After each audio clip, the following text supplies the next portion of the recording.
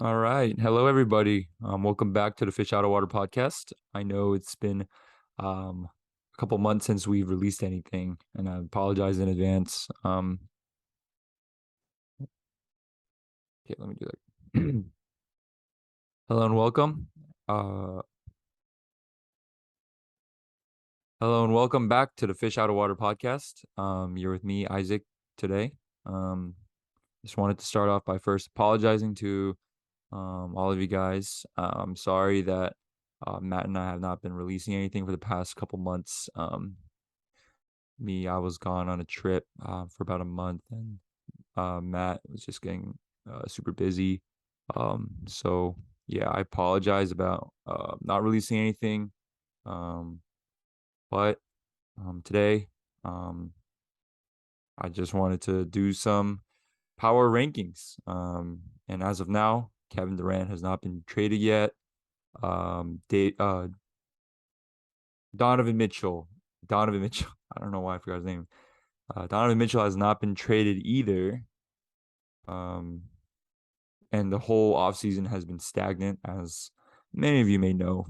But um, while we're waiting, I just wanted to do some power rankings for for the upcoming season.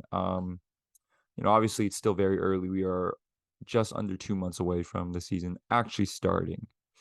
But I thought, like, you know what? Why not just go ahead and do it, since like it's very unlikely that Kevin Durant is going to be traded, especially this season, considering how much he's worth, and the Nets denying basically everything, because KD's trade value is such an interesting topic. Um, and also Donovan Mitchell. I guess the the Utah Jazz are going through the same thing too, where they have to also decide and value how much Donovan Mitchell's worth. And it's hard to give up almost everything for one player, and that's what um almost all teams are gonna have to do if they want to acquire these two stars. But um and that's not even to like get started with Kyrie Irving. But yeah, so like I said, the offseason has been very slow. Nothing's really been happening because the entire league is waiting to see what Kevin Durant's going to do, where he's going to go, and that's when things will start kickstarting again. But for now, as of today, Monday, August 22nd, 2022, these are my power rankings, and yeah, just I wanted to go over the top six teams that I have in the West. So yeah, let's get right into it. All right. While I was making this list, I began to realize just how strong the West is this year. We're talking about generational talents, and a lot of these players might not even make the playoffs, and their team is still pretty good. That's the crazy part. Um, but yeah, let's get right into it then. So at number one, Western Conference today, top six Western Conference today. So at number one, I got the Denver Nuggets. Yeah, the Denver Nuggets. This might be a surprise to some of you guys, but you know, when it comes to who I see is on the team roster wise and like what they can do offensively, this team has the potential to be the greatest offense in NBA history. And I didn't say that it will be, but the tools are there for this team to literally be unstoppable on offense. So obviously, Nikola Jokic is probably the greatest offensive center in NBA history. We know that he's um, probably like the best, if not the second best passer in all of basketball right now. He is legitimately a three-level scorer, can post up, can pop on the pick and pop, can roll and pass out the short roll. It's Nikola Jokic. Offensively, we know what this guy can do. Or to be honest, maybe we don't, because he's so skilled, and the upside for him on an offense that on an offense that is built around him. The potential is endless. what this guy can do. There's not a single thing that he can't do on offense, outside of maybe catching a lob.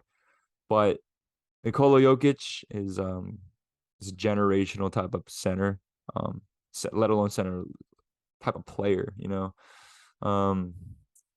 Yeah, you guys already know Nikola Jokic is that guy. And here's the thing. I think last season I think they only got up to the 6th seed. They had like what 45 wins, 48 wins, which is still a pretty almost 50 wins 50-win team. But that's without obviously their best one of their or they're missing two of their best players, MPJ and Jamal Murray, the entire season, right? And look, I know we all like to predict injuries, and like when it comes to Jamal Murray, yeah, it's a little concerning that he's coming off a season-long torn ACL. And when it comes to MPJ, this guy also missed essentially the entire season, right? And like it seems like he's only had one healthy season. And I understand. Like, yeah, it is kind of an issue. And I get the concern. But look, at the end of the day, injury is, almost impossible to predict. There are like it's not like these guys are gonna be injured for the rest of their lives, right? At some point they're gonna be healthy. So if we just push injury off to the side, like that's impossible to really predict. When I look at the starting lineup, you got Jamal Murray. They just traded for KCP, which I thought was such a great deal for the Nuggets. I don't know what the Washington Wizards are doing. This is the stuff that keeps holding them back from really being like a threat in the East.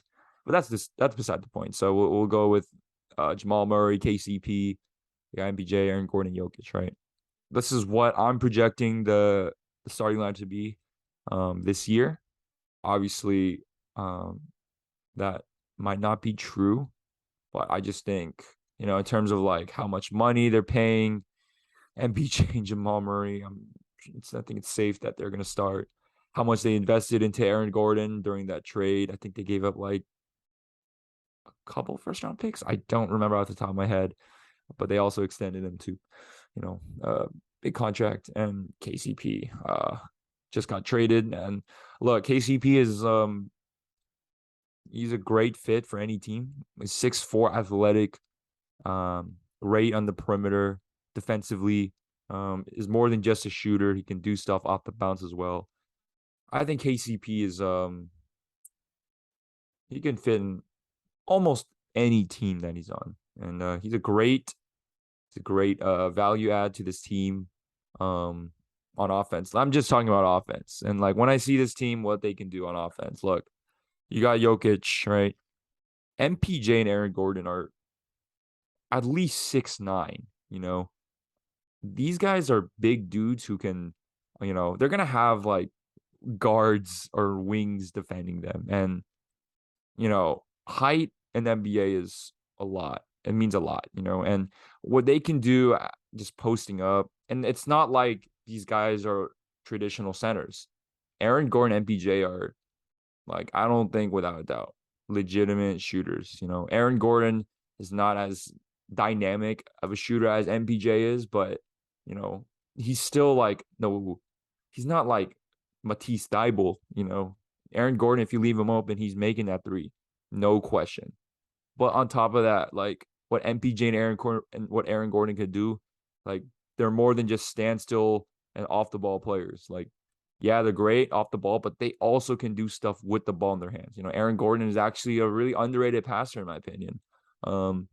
His handle it is a little awkward, but I think he's more than capable of attacking a closeout. Obviously we know the type of athlete that Aaron Gordon is and how he's such a great lob threat. Yeah, and MPJ, I wouldn't say he's, the exact same player as Aaron Gordon. Like, he's not like the lob threat that he is. He's not, Aaron Gordon is more of a traditional power forward, I'd say, who can actually like shoot threes and like do stuff off the dribble. But MPJ is certainly a guard.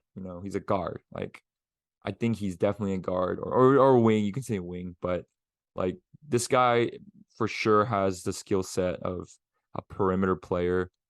He's very good getting position, especially on these guys who are gonna be like 6'5", 6'6" guarding him. Like MPJ is gonna have at most like I'm pretty sure he's gonna have like a height advantage over like most people that guard him, except maybe Kevin Durant, right?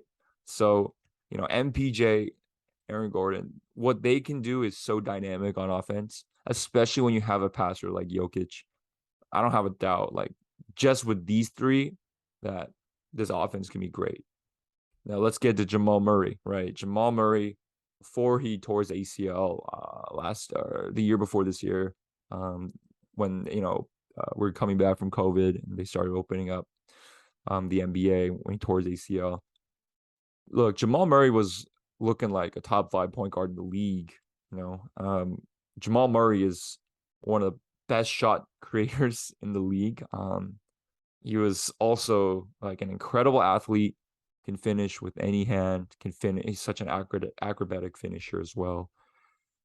This guy, Jamal Murray, is a phenomenal player, incredible shooter, you know, him and Jokic always did that inverted pick and roll or pick and pop. It's like, what can you do to guard this guy? Because if you switch it, Jokic has whoever Jamal's defender is, and that's like automatic 2 points or a kick out 3-pointer or a kick out open three in the corner, right?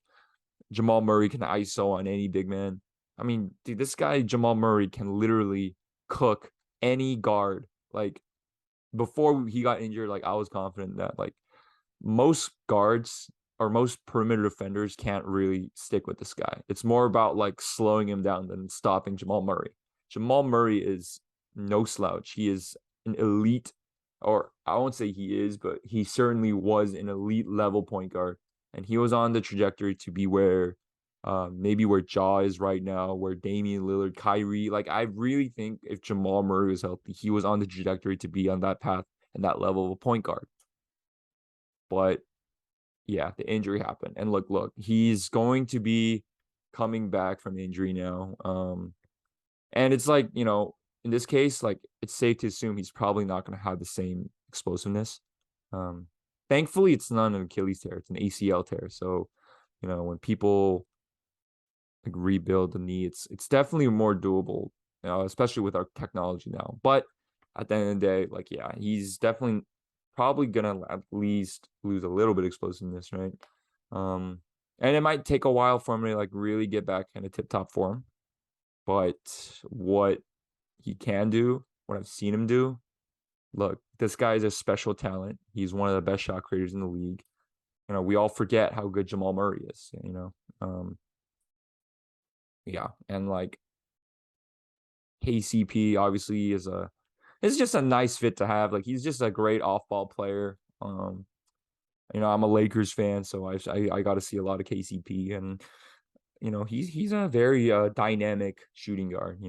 He's not like Danny Green where like he's only like there to shoot threes and like play defense, but KCP could definitely like he has a C class level of shot creation. Like, obviously you don't want to run an offense through KCP, but if you like Aaron Gordon, he can, honestly, he's much better than Aaron Gordon at attacking closeout. Great shooter. He is an elite shooter also.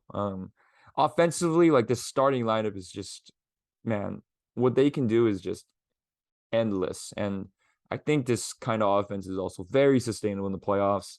Obviously, when it gets all like physical and stuff, like, that's when the game like slows down, that's when transition basketball is becoming less and less, valued. This is what the Nuggets are built for, though. They're not gonna be like a crazy transitional team. Like, I think in the half court, it's like an unstoppable offense. And when it comes playoff time, most offenses like dip down a bit, right? Because they're game planned on and stuff. But I really think that the Nuggets, there's a chance that there's not that much of a dip, in offense compared to the regular season when they are in the playoffs. So yeah, and like, this is just a starting lineup. I didn't even mention like who they have off the bench. And like, look, there is like a drop off. Like, it's not like the Nuggets have the best bench in the world, but I really don't think it's a bad bench at all. Like offensively, we're still talking offense here. They got Bones Highland. Like Bones, I think we all know Bones Highland, and we know that he's capable as a shot creator. But to imitate Jamal Murray off the bench, he's just like a nice player to have. He's great off the ball. He's not as explosive in skill as Jamal Murray was, but Bones Highland is very serviceable. I think he'd be like a bigger Lou Will. Like obviously it's hard to like give him that ceiling right now, because he's entering his second year right now. But Bones Highland's great offensively, great shooter, also has a nice handle to get to the rim. Jeff Green has always been such a solid player. Like he's always moving teams because every single contender is trying to get them some Jeff Green because he's a cheap, versatile, big wing, who can really do it all. Even like in Houston, when he was in Houston, he was playing center for them, and he was doing great, as a cutter, as a roller, even as a shooter. Like I know he had a down year at shooting, but honestly, Jeff Green, I'm not too worried about him as a shooter. And even if he is like not shooting that well, like he can do a lot more on offense. He's not like just this one-dimensional guy. He can like rip through, attack a closeout, really be effective in transition, lob threat. Yeah, he's a little older, but I think most teams would be very happy to have Jeff Green on their bench. Even though he's reaching 36 soon, which is a little old, but I really don't think there's much to worry about because Jeff Green's just going to be asked to like be that big body who can play defense, and like be an off-ball threat offensively. Now, this is to me, their biggest addition to the team. We got Bruce Brown, right? Bruce Brown from the Brooklyn Nets. Wow, this guy is a very versatile player, and we know that he's like a 6'4" guard, but he imitates himself like in that Draymond role. Look, when you add like guys like Bruce Brown, who's so versatile on offense, who's like, a very capable, he's at least like an average shooter. Like I know in that Celtics series, like Boston was helping off of him, but they're doing that because they had wall off KD and Kyrie. Like you're gonna give a Bruce Brown three over anything KD and Kyrie shoot. But Bruce Brown's like a more than capable shooter. I mean, he shot like 40% from three last year. Given it was like, only on 1-3 a game, but he's at least an average shooter. I think that's very safe to say. He's an incredible, I won't say incredible, but he's an above average, off the roll passer. So like when he sets screens for Jokic or Jamal Murray or even like Bones Highland, like he's going to be at that short roll. He's going to make, a good decision most times, He's great as a cutter as well. Very smart off the ball. Bruce Brown is a um, very underrated acquisition. And like, I wouldn't be surprised if, he plays in closing lineup sometimes. If they really want to go with the Jokic ball, and sub in Bruce Brown for KCP, I wouldn't be surprised. And like KCP and Bruce Brown are a little different from each other. And he just adds something new to the offense as a secondary short roll guy. It's just great. I can see like Jokic getting a screen from Bruce Brown. They blitz Jokic. Bruce Brown gets the ball in the short roll and he just lobs it to MPJ or kicks it out of Jamal Murray in the corner. Like I totally see that happening. And like it's not to say that Bruce Brown is like Draymond or anything like that, but he was big for the Nets last year. I think, or like ever since he was in Brooklyn, to be honest, as a short roll guy, as a versatile, I won't say Swiss Army knife offensive player because he's not, like I said, he's no Draymond, but very dynamic, great off the ball, and he just fits with this team. Other guys, I think those three are going to be like the key guys for them off the bench. But there's Zeke Naji, who I think is a very serviceable power forward, wing sort of thing. Like to be honest, I have not watched most Zeke Naji film, but like from what I've seen, he's just a big forward, and like can move on the perimeter surprisingly. And I just think he's like gonna be a guy that fills in for MPJ and Aaron Gordon. Try to imitate their roles. I think he's a little um his skill set's somewhere in between there. Great lob threat, or not great lob threat, but decent lob threat. Shot 46% from three last year. So just like a nice, big body to have on the wing. And we also got Christian Braun, the rookie that they drafted out of Kansas this year. Personally, Christian Braun, I'm a big fan of this guy. I think he's very NBA ready. Defensively, he has the tools. He's 6'7", big, moves laterally very well. I just think he's going to be a great fit for this team, and just because of his what he can do on defense, I just think he's going to be great. Offensively, he was like a 6'7" point guard for them last year, and like, yeah, I don't expect him to have the ball that much, obviously, but it helps to have like another intelligent, like off the ball guy, or who can make the extra pass or make the right, rip through move, off the ball, pump fake, rip through, and then extra pass, or pull up. Like he has like a great um he has a great like skill set for the NBA. So yeah, watch out for Christian Braun. Like, I think the Nuggets are gonna have to you know really rely on a guy like him, because I do think, like, he has like a great skill set. So yeah, that was just offense. Defensively, that's the issue I have. I'm not like the most confident, to be honest. But this is the thing with the Nuggets. Like, I really think that there's a lot of room for them to grow defensively. Like, Aaron Gordon and KCP, I think, are like pretty proven defenders at this point. I think they can both be championship level defenders, especially Aaron Gordon as a team defender. He's just great as a help side defender. On the ball is where he gets a little iffy because he's not the greatest laterally, but because he's so big at 6, so at 6'8", 6'9", like, I think his size will make up for like most of, like, his lack of lateral quickness and his length. So, and yeah, KCP's known for being a very pesky and um solid on the ball defender. You know, you can't like really pick on him. The only thing that KCP lacks is size. He's only 6'5", but I really do think KCP's, you can stick him on, like, you're the best point guard on the other team. Wings is where like he has some issues, but KCP is still very solid on defense. It's where MPJ, Jamal Murray, and Jokic. Those are my biggest questions on defense. Out of the starting group. Um, Jokic is, like, last year, you proved to be a great drop coverage defender, or I don't say great, but very solid. I think he was definitely above average, and he proved to be a very solid rim protector as well. Using his body more than like his vertical, because he obviously doesn't really have a vertical. But Jokic as a rim protector is pretty good. The issue is he's not really good at defending in space. So let's say the Nuggets play the Warriors. Yeah, he, like, last year, he really struggled defending that Draymond, Curry, like, you know um handoff three cheese, Curry.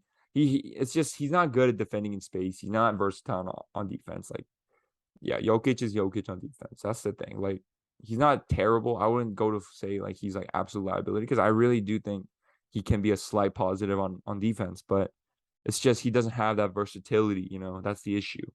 Um, MPJ has all the tools to be like an elite level defender, but at that side of the floor right now, he's just so raw. Like, he is always like a couple feet off on the help side. He gambles too much. He's still not great laterally, and he's always like flat footed when he's on the ball, when he's guarding on the ball. He doesn't move his hips well. So there's just some little fixes that MPJ needs to take. Jamal Murray, as a, before you got hurt, I thought was actually a pretty solid on ball defender. I don't think he was like Trae Young, but like I said, like, kind of like KCB, he's 6'3". That's the issue. But and it's like hard to say like how good he'll be, especially coming off the ACL tear. So yeah, we'll see with that. Yeah. So, like, honestly, I have the Nuggets at 1 because I see their potential being a historic level team. Like honestly, I think their offense really has a chance to be the greatest offense in NBA history. And like I know that might sound crazy, but I'm just saying like they have a chance. And in today's NBA, we need like, everyone wants versatility. On offense, the Nuggets have it all, man. If they're healthy, this team has it all on offense. Defense is obviously where it's a little shaky. And that's not to say like I really think this team can be like a top 10 defense. If if MPJ is just an average defender, or if Jamal Murray is just solid, the thing is like, with the upside, if Aaron Gordon and MPJ, can these guys be elite level perimeter defenders? Like that's the question. Can Jamal Murray return to what he was defensively before he got hurt? Can Jokic move laterally just a little bit better and defend in space just a little bit better? These little things defensively that, and like, defensively their ceiling is also extremely high. Like, Jokic, like I said, Jokic is a solid rim protector. It's not like he's a slouch or anything like that. Um, so yeah, that was a pretty long analysis of the Nuggets, but this is a great team. I'm ranking them one, like I said, because of their upside, and um, I think this team has a real chance to make the NBA Finals this year. You know, taking out the injury thing, but this Nuggets team is built so well, so versatile, so big. So yeah, I got the Nuggets at number one in the Western Conference. All right, number two. I got the LA Clippers. Yeah, the LA Clippers. To me, this is their year to win. I think, or I don't want to say that. I want to say this is the best chance that they have to win a championship. Kawhi Leonard's a year removed from the ACL tear. Paul George, yeah, he played last year, but like let's be honest, he wasn't like really playing. So I don't know why. I feel like even like Dame took the year off last year, like he was technically injured, but I really think he was trying to take the year off just because like he's been playing so much basketball and they're trying to save up for this year. So I think that's what the Clippers are doing. And look, from top to bottom, then the roster is pretty nuts. Like it is. It's really crazy. When we go back to the trade deadline, like they got Robert Covington and Norman Powell for Eric Bledsoe and like I don't even remember like Keon Johnson. Like, are we being serious right now? Um. So yeah, and they signed John Wall to like a $6 million contract. Look, John Wall is such a question mark now, right? He is like we don't know what he is at this point. He was horrible on the Houston Rockets. And even at the Wizards, like I didn't think that he was like a surefire like guy I wanted on my team if I wanted to win a championship, because he's not that dynamic on offense without the ball. Yeah, he's a super athlete, but he's not really like active as a cutter. Um, but something that the Clippers lacked during this PG and Quad run is definitely like the lack of playmaking. They don't really have a true playmaker, but John Wall does give them that. Like, it's not guaranteed that he's going to be a good one or that he's going to be good at all, but at least they have like an actual chance now that that they can have like a playmaker, a guy who can read the help side and really dissect. Like, I'm not saying he's like Chris Paul or LeBron, but at least they have some sort of playmaker who can read a defense and attack and pass and he's a low risk anyway. They only gave him like a 2-year contract for like what 13 million, so I think it was 6-7 million a year. Very low risk, but the upside is there. It's a great move by the Clippers getting a guy like John Wall. And like who else do you want to name? Like obviously they got Terrence Mann, who he's a very solid role player. Obviously he doesn't really have like superstar level ceiling, but I think Terrence Mann can fit on almost any team because he's so great defensively. Um, Offensively, he's pretty versatile. His shooting is still a little shaky to me, but Terrence Mann is a very solid player. Covington, I don't think Covington was a player that he was in Philadelphia, and I don't think he's the player that he was in Minnesota, but still very serviceable help side defender. Like he's the when you think of 3 and D, like most people think of Robert Covington, and it's like it's very there's like a reason why. And Robert Covington, is gonna give you solid help side defense, and is gonna give you at least a decent corner three clip. Obviously Kawhi and PG are elite. Kawhi is like borderline champion, like number one player for a championship team on any given year. I wouldn't say he's that, but he's like right there. Paul George is great, especially when he's locked in. What else, man? Marcus Morris. As much as I crap on him, very solid on offense. Like, I think he's more guy. He's a guy who likes to have the ball in his hands, but I don't think it's impossible for him to be a great off-ball player. Norman Powell is very dynamic offensively. Yeah, I mean, he's a 20-point per game scorer. Like, what do you want me to say? A great shooter, can play off of Kawhi and PG very well.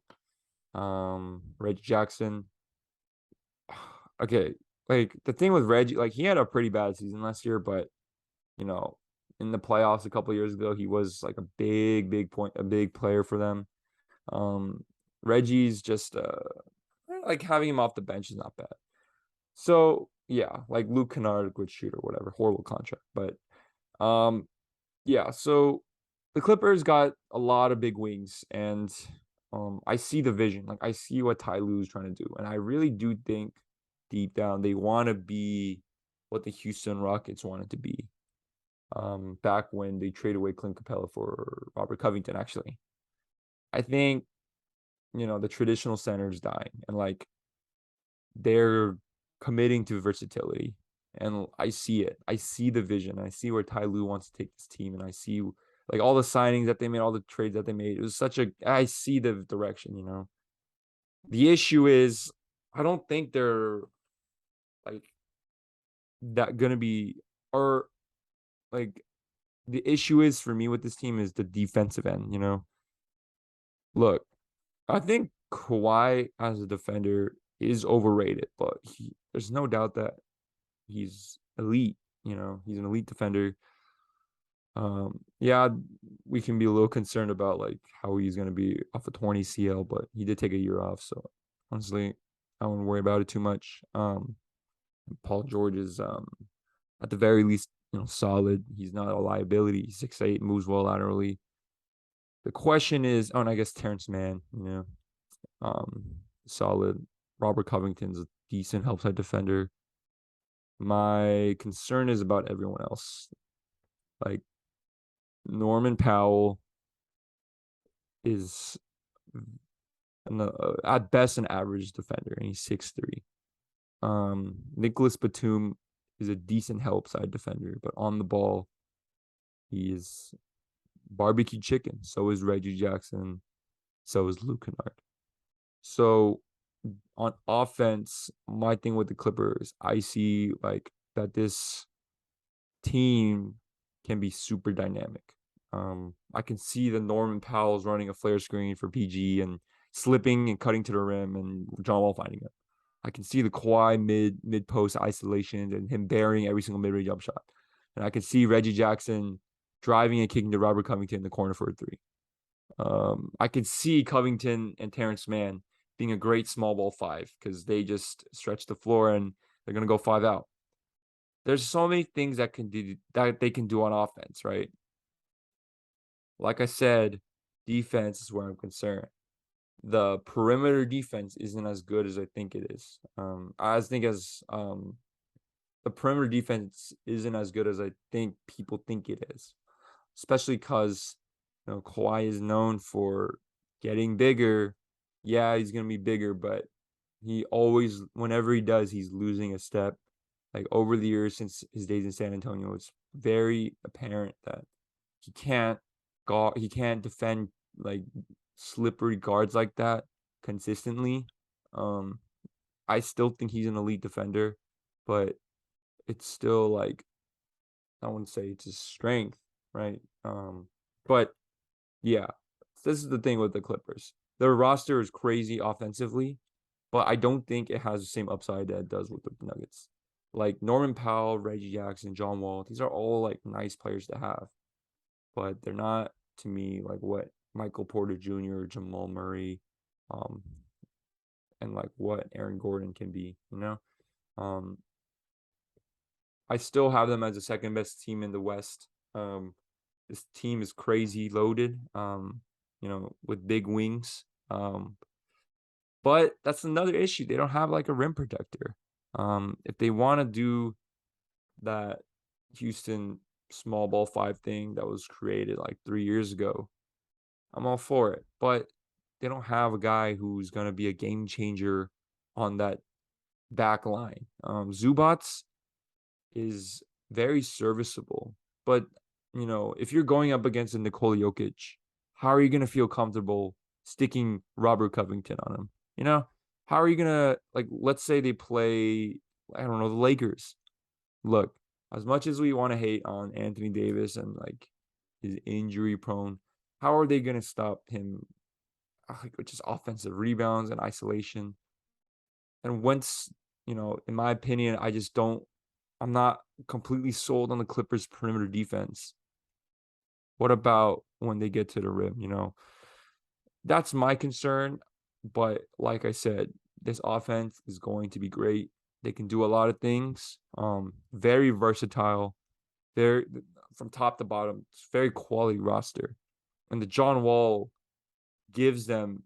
signing gives them a ceiling that is actually like very, very high, very high. But the reason why I picked the Nuggets over the Clippers, I just think the Nuggets ceiling is higher offensively. And I think I'm a little, and like defensively, I'll give it to the Clippers, but I'm not sold on what they can do defensively. Like, I don't think this defense can be like top five. I mean, okay, let me. I can see it being a top five defense if if these guys all buy in, but right now I just don't think the personnel is very. It doesn't give me much confidence that yes, this is a unit, like this is going to be one of the best defenses in the league. I just don't feel that confident. I don't feel that kind of confidence, especially when it comes to the playoffs. When you have to be versatile, when you have to be able to make adjustments, that lack of rim protection might really come to bite them. So, yeah, I got the Clippers at 2. I still think, like I said, they have such great tall wings. Like the shortest guy on their team is like John Wall, who's like 6'4", right? And so, yeah, the potential is there. The ceiling is there. Defensively, I think people want to hype up the Clippers like they're going to be some crazy defensive unit. I'm not there yet. I think they can be, but I'm not sold on their defense. And I just think the Nuggets ceiling is so much higher than the Clippers offensively. So, yeah. I got the Clippers at number 2. Number 3, I got the reigning champions, the Golden State Warriors. All right, so Golden State Warriors, they have essentially the same team. They lost Otto Porter. They brought in DiVincenzo, JaMychal Green, and they drafted Patrick Baldwin, who I think are all three of these guys can be real factors for them, especially DiVincenzo. But, I think there's just a lot of questions with this team. Can Kuminga, can Moses Moody take that next step? Can James Wiseman be any service? He's getting outplayed by Kayvon Looney right now. And not to say that Kayvon Looney is a bum or anything, but I mean, James Wiseman was picked over LaMelo Ball, who's already an all-star player. Can James Wiseman at least be playable in the playoffs? Like that's the question right here. Yeah, I mean, Patrick Baldwin, I actually love the pick. Very upside heavy pick, but you get him in like what, the 30th? You got him with the 30th pick. He's like the number 1 recruit out of high school, had a bad year in college, but it's a 6'9" guard forward. Like, dude, Patrick Baldwin can be something special. So, but I don't expect him to be like anything. I don't expect him to be much of a factor this year. but when it comes down the line, I think he might be a really, really dynamic player that they can like sort of build their offense around. That's his ceiling, but we'll see. We'll see. Um, so yeah, the Warriors are reigning champions. Yeah, congratulations to them. They're a great team. But my concern is, Klay Thompson. Um, when he came back, he was certainly not the same player. The lift off his jump shot is noticeably not as high. It's much easier to contest Klay Thompson's shot than it was before. Um, Draymond is asking for the max, right? I think Draymond is very solid, but he is getting up there in age now. He is, I want to say, 34 this year. He's gonna be 33 this year, right? Um, Wiggins, like they have a great team, no question. They won a championship for a reason. It's just, there's just still a lot of questions for me about what it comes like Jordan Poole. Can Jordan Poole repeat what he did last year? He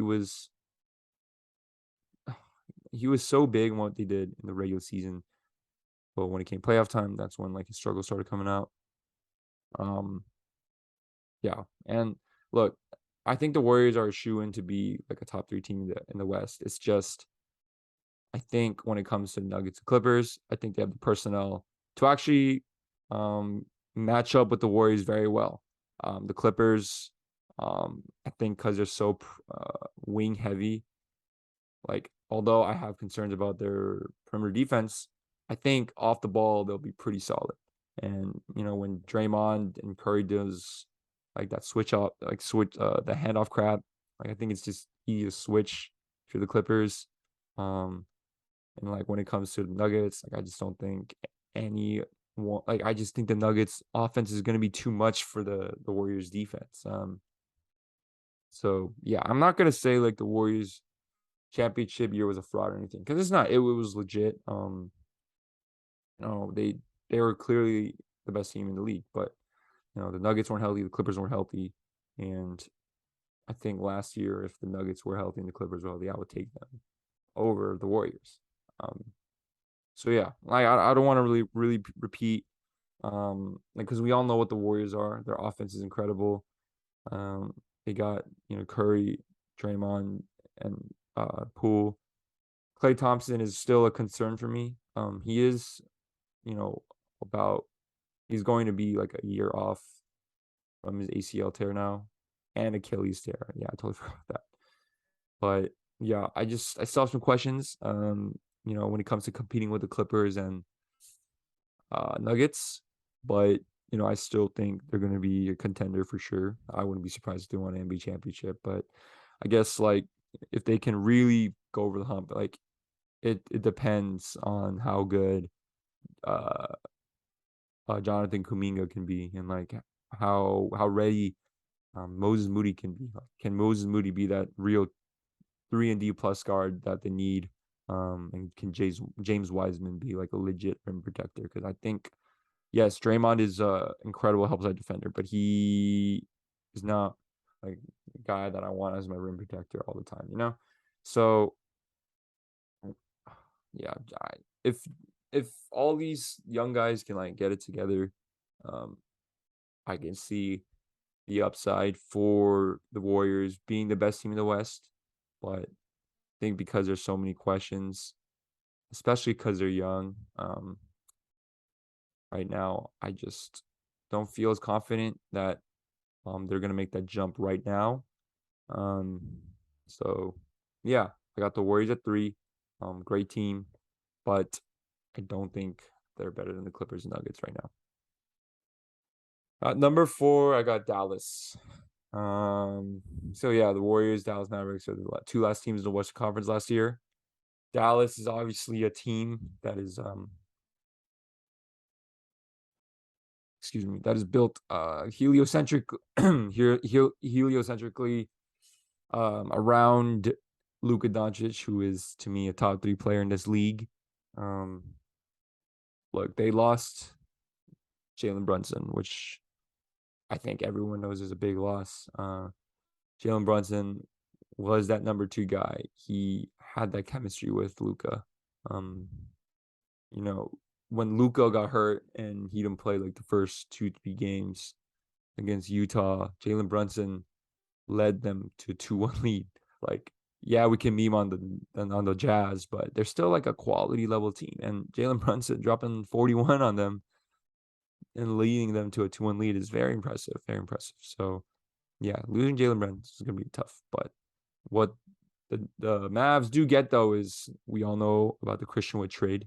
Um, they have Jaden Hardy. They drafted a rookie, Jaden Hardy, and then they brought in JaVale McGee, who is an upgrade to me over Dwight Powell.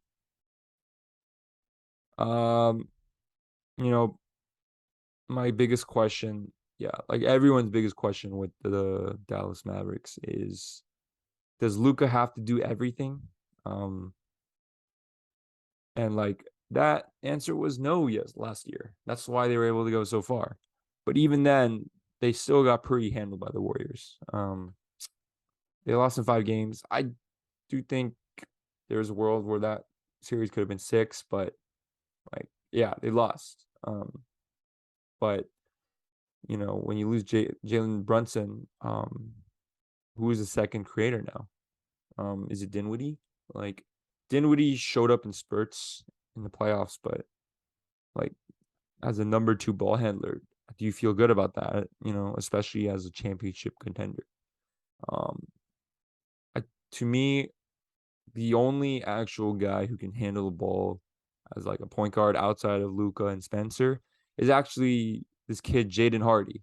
And it's crazy because he's a rookie, so this might sound blasphemous, but I really do think Jaden Hardy is a special talent. And like, yeah, he sucked in the G League Ignite team last year, and he was a 2nd-round pick.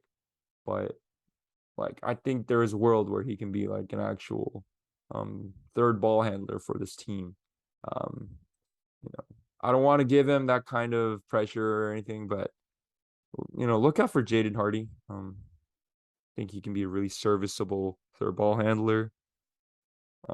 But he's still young, he's still raw, so yeah, we'll see. It's hard to give him that kind of expectation right now, but yeah, look out for this kid, Jaden Hardy. Now, if we go into their big acquisitions, Christian Wood and JaVale McGee. Christian Wood I think he is also slightly a bit overrated, but no doubt makes their offense more dynamic with Luka ball. Christian Wood's great off the pop. He can attack a closeout, especially when a big man is closing out on him. It's great in the pick and roll. Great, when there's like a switch, he's good at attacking switches and doing a quick post. Christian Wood's very dynamic on offense. I wouldn't quite say he's a star, but he's a very nice value add.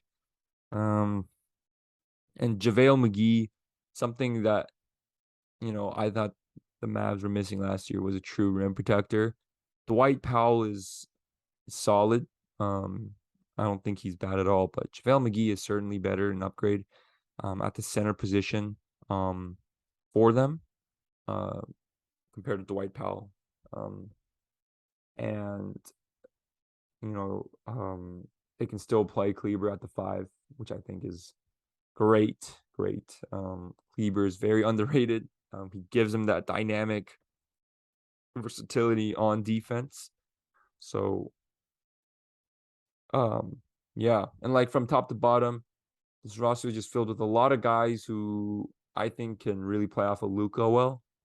But like I said, it's hard to ask Luka to play 48 minutes every single day, every single night, even if it's in the playoffs. Can Dinwiddie even be 60? Can Dinwiddie be like even 50% of what Luka is when Luka's on the bench? Yeah, that's the biggest question. Like, the team is built really well around Luka. Like, they got the big wings that are great on defense, like Dorian Finney-Smith.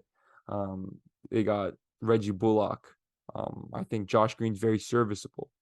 Maxi Kleber, who's a very versatile big. Frank Ntilikina, like, yeah, he sucks on offense, but he gives problems defensively.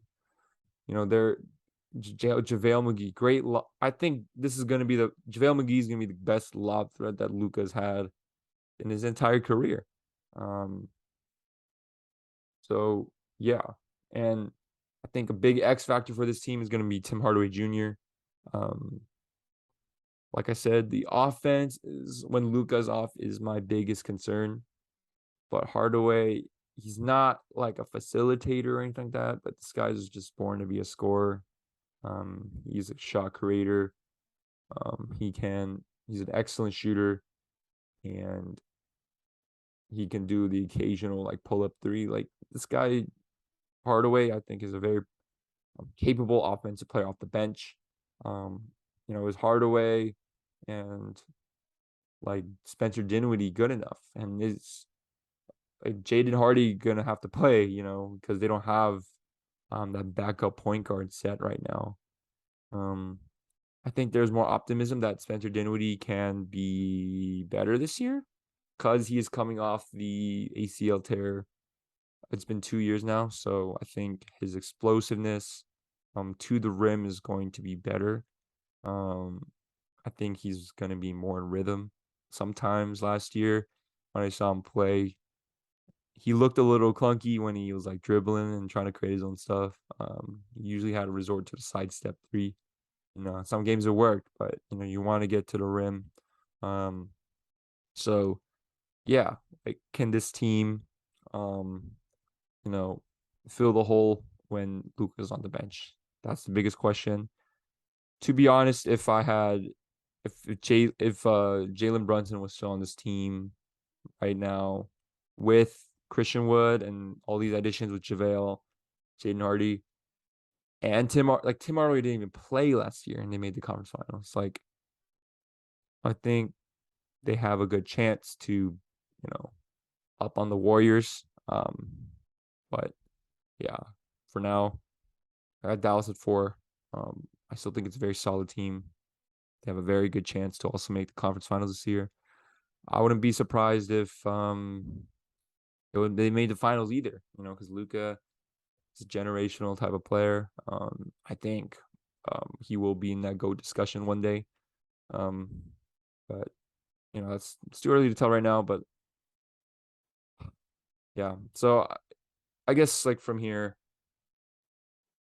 Nuggets first, Clippers to Warriors 3, Dallas 4. I think this is the cutoff mark where I really feel like I can truly, realistically see these teams go into the finals. Like, I wouldn't, like, I'd be more surprised if, like, the Dallas Mavericks made over the Nuggets, but I wouldn't be shocked.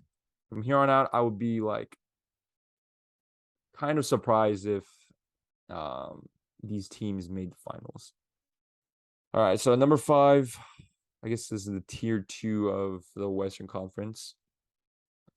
I got the Memphis Grizzlies. They mostly kept the same team together, and yeah, they were clearly not the better team when they played the Warriors, but there were times when they were able to really frustrate the Warriors, and there were times when Ja Morant was the best player on the court, even with Steph Curry.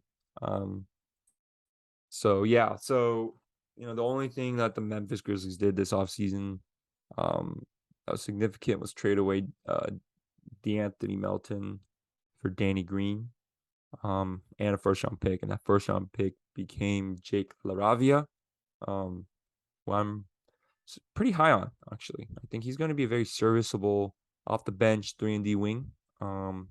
Very big, good shooter. I like his game. Okay. Memphis. They are essentially bringing back the same team. Yeah, they signed Kenny Lofton, such an interesting prospect that he is, but like for the most part, it's the same team. My question is, can these guys make the next jump? So yeah, Ja Morant. Can Ja Morant be the best player in the championship team? This is the biggest question that I have with Ja. Like, it's there, man. Like last year was no fluke. He was, I think to me, he jumped Damian Lillard as in the point guard rankings. Ja Morant's a special talent. And like, there were concerns that like since he's so transition heavy and so fast, like is he going to be good in the playoffs when the game slows down? And he proved it that, it doesn't matter. He's playing his own pace. And even when the game slows down, he's more than capable to score and to just be a great threat. But can he be the best player in the championship? And I think, to me, for that to happen, he needs to become a more consistent shot creator. What's crazy to me is John Morant is playing whenever he isolates. It's all just like his instincts and his feel for the game. I don't think he can do a move like 2 times in a row, but his instincts are so good that he's able to like just pull up some crazy crap, in isolation. But thing is, he's not the best isolation scorer right now. I think that's what's really going to take it to the next level. Yeah, he has the explosiveness. He has the handle. He even kind of has a shot. Like, I don't think the shot's broken or anything, but it's at least an average jump shot, right? He has instincts, but can he be an actual shot creator? Can he be a Kyrie Irving level shot creator? Can he be I guess what Damian Lillard is as a shot creator? Can he be that? And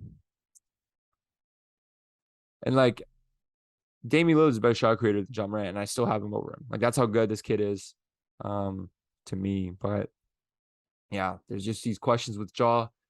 No doubt he's a top 15 player right now. Can he reach that top 5? Can he be that? That's the question with him. And I think it's there, you know. He has the tools to be a legit top 5 player in this league, to me. But let's see if he can do it. Let's see if he can do it next year. If he does, I think it gives Memphis a much better chance to be a true contender. Right now, I just see them as a Western Conference threat. Memphis also needs Jaren Jackson Jr., Triple J's to take that next step. Outside of John Morant, I guess we can ask the same question with Triple J. Can this guy be a second best player on a championship team? And like, that might be crazy to ask right now because like you might be asking, can this guy even be a third best player on the championship team? Look, like Jaren Jackson Jr., this guy is the next great unicorn. He can be the next Anthony Davis, defensively. Maybe not offensively, but defensively, can he be Anthony Davis? Well, Anthony Davis was when the Lakers won in the bubble. Can Jaren Jackson Jr. do that? That's the question here. And I think, like John Morant, he has all the tools to be this Swiss Army knife defender. This guy moves so well for his size. Perimeter is incredible. He knows what he's doing. He moves his hips so well. He moves laterally great. But and as a help side defender, as a rim protector, he's phenomenal. He's phenomenal. But he's still so raw.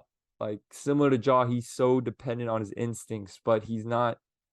I don't think he can make a defensive play, back to back. He's not there yet with the advanced defensive reads yet.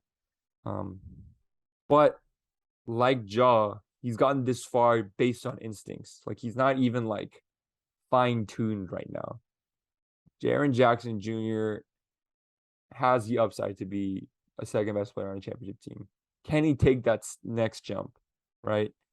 And defensively, like he's a defensive player all the year candidate, right? Even last year, like this is crazy because he's not even fine-tuned yet. He was an all defensive first team, I think. He was an all defensive team last year, but he's just going off instinct right now, and I think that's just crazy, right? And now offensively, I also think Jaren has some ways to go. He only shot 32% from 3. I wouldn't worry about that too much. I do think Jaren Jackson is a legit shooter. Like in the playoffs, he had some big threes. Um, but can he have more like can he be more than just a 3-point shooter on offense? And like you see the flashes, like sometimes he does like some crazy like step back and like crossover to a dunk from the perimeter, you know? Can he improve his handle? Can he have some sort of shot creation ability? Can he be something in the post? This guy is horrible in the post. He has no isolation game whatsoever, but he's still averaging 16, 17 points per game and is Memphis's clear number 2 player right now. Can he do all these things? Can he be something on offense outside of a 3-point shooter and I guess a decent like offensive rebounder? Can Jaren Jackson bring it all together defensively and be that Hall of Fame level defensive player that he can be? You know, these are the questions that we have with Jaren Jackson. Can he be a number 2? Yeah, similar to Ja. And I guess the 3 players that I want to highlight who also need to take the next jump for this team to really be in that contender status, to me is Zaire Williams, Dylan Brooks, and Brandon Clark. Zaire Williams is he was the number 10 pick last year, and he was phenomenal for them. As a rookie, he was just plugged into the starting lineup and was great and serviceable as this big, versatile, shooting 3-and-D wing who can occasionally like attack the closeout. But can he be more than that? His upside, his frame, it all indicates that he can be. Can he be that next step to be like a third ball handler?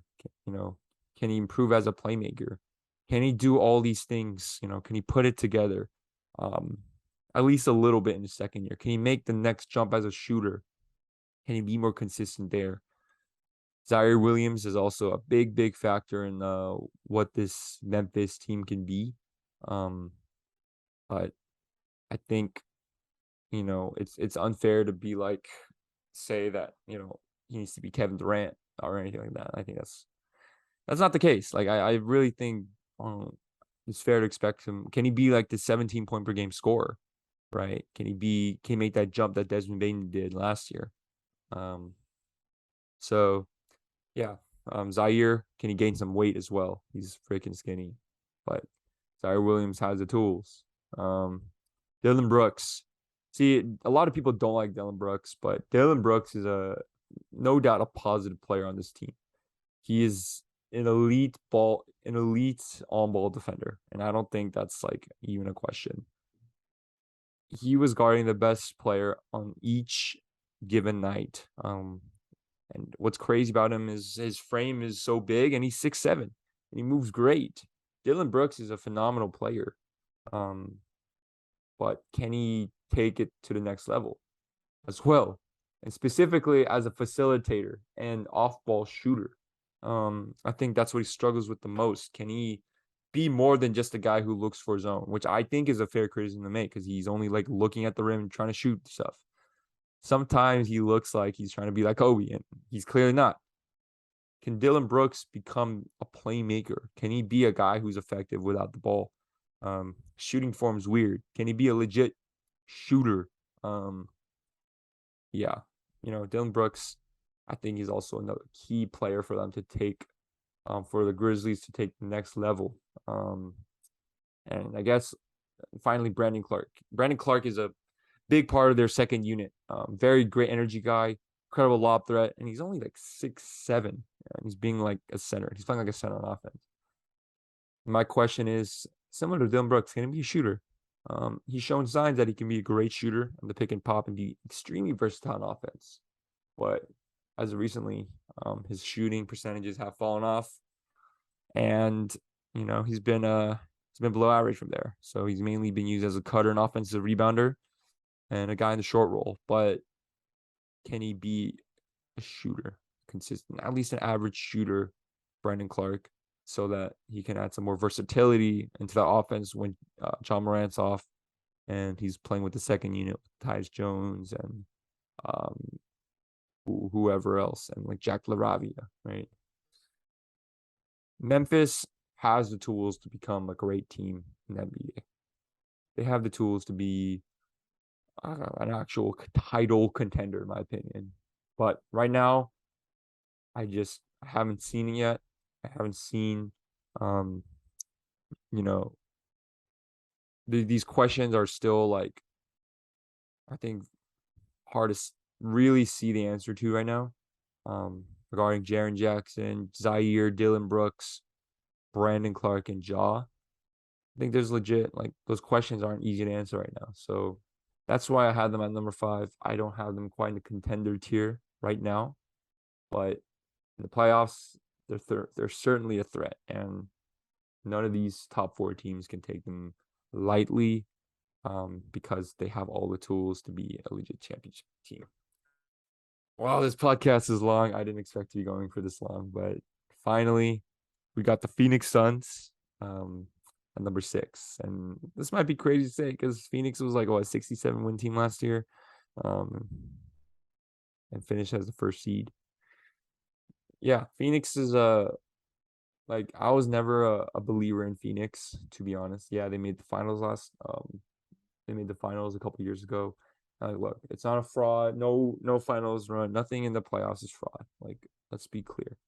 But they did get lucky with the amount of injuries that they had, or the amount of injuries that kind of favored them.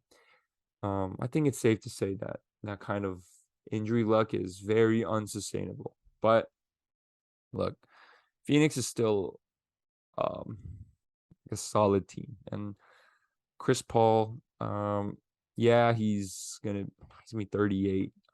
I still think he'll play at a decently high level. Devin Booker is still in his prime. They just re-signed DeAndre Ayton to that contract, even though, to be honest, that extension was a little awkward, that whole process. I just think Phoenix is not multi-dimensional right now. Off the ball, Chris Paul is almost a non-factor, and that's how Dallas was able to beat them. They played this defense where they completely ignored Chris Paul off the ball. Because Chris Paul is outside of being a shooter, he's a non-threat as a cutter, as a screener. He just stands there. Yeah, and DeAndre Ayton, you know, can he be more than just a roller and a guy who attacks switches? Can he be a guy you can feed against the best defensive bigs in the world, right? This team to me is just not talented enough to really be competing with these other 5 teams. Outside of maybe Memphis, if Memphis doesn't, get to the level that they can get to. Like, Devin Booker is a phenomenal player, but to me, he's still in that top 20 range. He's leaning more to top 20 than he is in top 15. Chris Paul is only getting older. And look, like Cam Johnson, Jay Crowder, Dario Saric, and Cal Bridges. Don't forget about Cal Bridges. Like, these players are solid wings and great shooters, but they just don't offer enough offensively for me to be comfortable and be confident that this team can be like one of the best offenses in the league. And like, yeah, DeAndre Ayton is there too, but like, I don't want to devalue what he does, but he's mainly benefited from Chris Paul and Devin Booker, or really Chris Paul more than anything, like throwing him lobs and like going off the screens, like setting Devin Booker these off ball screens and slipping open. Like, yeah, it's a skill, but is DeAndre Ayton really that good? Like, that's the question that we have right now. They did add Dario Saric, who I think can be a quality add. He's coming off a torn ACL, so there is hope that he can be good, but like, at the end of the day, I don't think he's more than like a 15-minute guy. So Phoenix, they got the same team back. Yeah, they took Dallas to 7 games, but I don't know. I just don't see the dynamic offense. I don't see, if you're not dynamic on offense, you at least have the crazy superstar. And I don't think so. I think Phoenix is very solid all around, but To me, they're just I can't imagine them winning a title unless um they they get that fortune again where like every one of the top teams are getting injured, right? So Phoenix, I think will be a very solid team. I think they'll be the sixth best team in the West, but I can't really see them as a title contender. Even at their best, like I think at this point we know who DeAndre Ayton is. I think at this point we know what Chris Paul is. And Chris Paul is only getting older. Like, I don't know. It's just I think the upside of this team is just very it's not as high as the other teams, in my opinion. And I think the floor is solid, but even at their best, I think there maybe I can see an argument for them being the fifth best team in the West. But like looking at the roster and like just seeing that they aren't the most versatile and adjustment friendly team, I can't really give it to them right now to be a real contender. But I do have them as the sixth best team because they're still going to be solid. And we'll see if like Cam Johnson takes a leap, if Mikal Bridges can take a leap, and any of these guys take a leap. So let's see if they can prove me wrong. So yeah, to recap this today's video, um, I just recapped the six best teams in the Western Conference, in my opinion. At first, we got the Denver Nuggets. At number two, we got the Los Angeles Clippers. Number three, we got the Golden State Warriors. Number four, Dallas Mavericks. Number five, Memphis Grizzlies, and number six, the Phoenix Suns. So um, like I said in the beginning, I'm sorry guys that Matt and I have not uploaded anything for the past couple months. But we thank you for understanding. But honestly, I'm excited to start this back up again because the season's coming up for basketball and football. We'll be talking about football too eventually.